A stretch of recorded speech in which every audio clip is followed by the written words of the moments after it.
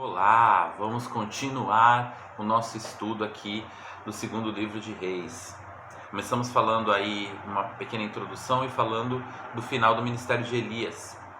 E aqui nós vamos estudar agora o ministério de Eliseu. Como eu falei no vídeo anterior, Eliseu ele pediu uma unção dobrada sobre a sua vida. Ele declarou para Elias que ele queria uma unção dobrada, ou seja, o dobro de poder que havia em Elias, ele pediu para si. E de fato, Eliseu teve um ministério extraordinário.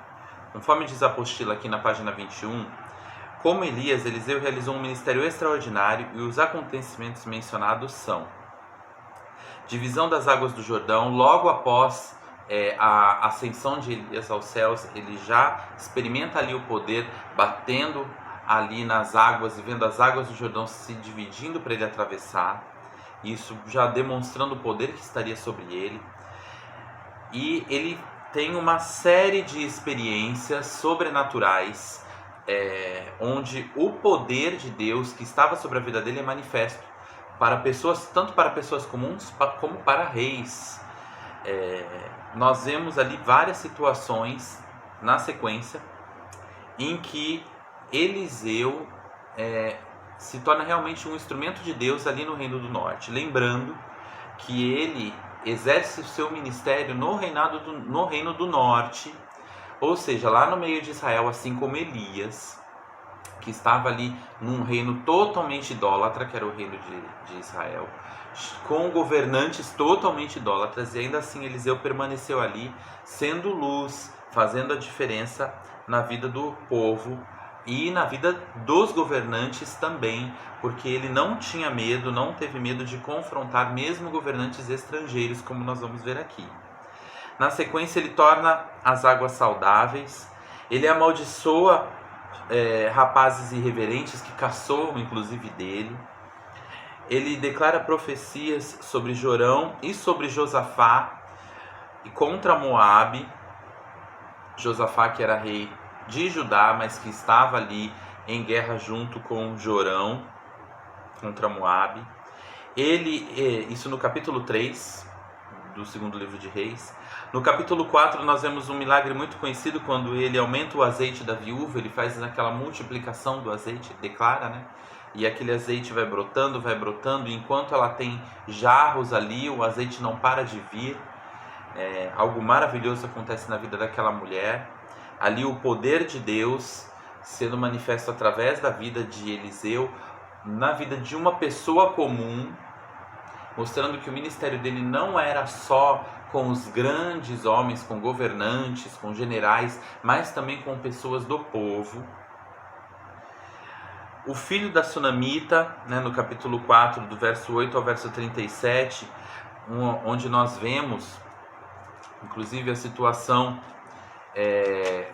do filho daquela mulher que não podia ter filhos, e depois ela tem esse filho, o filho morre, e Eliseu ali é um instrumento para a ressurreição daquela criança.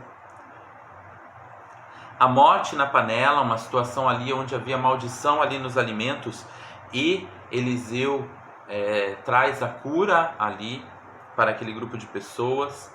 A alimentação para 100 homens, a cura de Naamã, a cura do leproso Naamã no capítulo 5, muito conhecida essa história também. Naamã, que era um general da Síria, um homem estrangeiro que vem até Eliseu ali, ele experimenta o poder de Deus, e ao ter contato com o poder de Deus, experimentar esse milagre, ele passa a acreditar, ali já mostrando que as bênçãos de Deus e a fé não estavam restritas ao povo de Israel, aos descendentes de Abraão, mas também aos estrangeiros, que demonstrassem temor ao Senhor. A situação em que ele faz o machado flutuar, o confronto com o exército sírio, em que ele mostra ao seu servo que estava incrédulo ali diante do exército sírio, no capítulo 6, e ele pede a Deus: abre os olhos desse meu servo, e aquele servo contempla os exércitos do Senhor, ali os cavalos de fogo que estavam ali presentes. Lindíssima essa passagem. em que Eliseu abre os olhos espirituais, clama por abertura dos olhos espirituais do seu servo. A profecia de abundância de alimentos no capítulo 7, a profecia da fome que viria também no capítulo 8, o encontro com Ben-Hadad e Hazael, governantes da Síria, sobre os quais ele lançou profecias também, o envio de um profeta para ungir Jeú como rei, Jeú, que se tornou rei no Reino do Norte, isso no capítulo 9, e por fim no capítulo 13 nós temos ali a enfermidade e a morte de Eliseu, e mesmo após a sua morte, o texto bíblico relata que um homem que encostou nos ossos de Eliseu ressuscitou. Então até os ossos de Eliseu operaram milagres. Tal foi o poder de Deus derramado sobre a vida desse homem. E é interessante que muitos teólogos veem na vida de Eliseu um tipo de Cristo. Os tipos, quando nós estudamos teologia, a tipificação ocorre quando nós vemos uma história, nós vemos uma pessoa, acontecimentos na vida daquela pessoa que remetem a algo maior. E Eliseu é visto por muitos, assim como Boaz, quando nós estudamos o livro de Ruth, vimos que Boaz era uma tipificação de Jesus.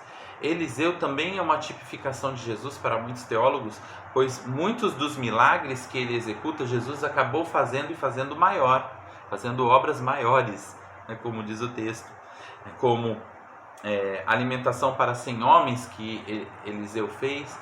Jesus alimentou uma multidão muito maior através da multiplicação dos pães e dos peixes.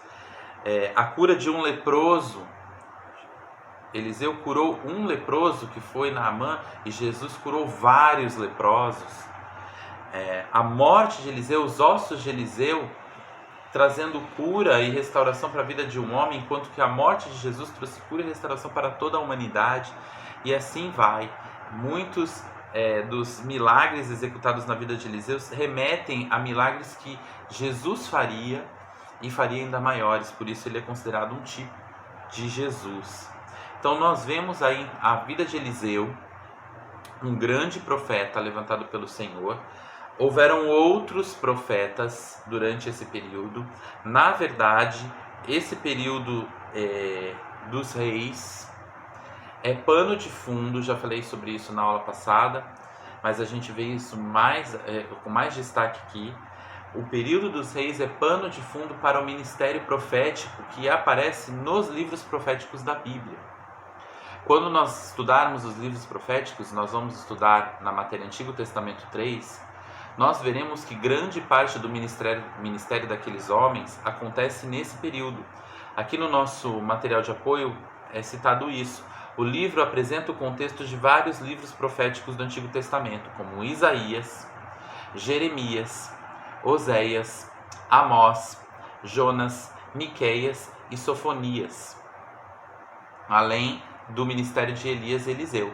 Então, esses profetas, apesar de alguns deles não serem citados no texto do segundo livro de Reis, os seus ministérios aconteceram nesse período.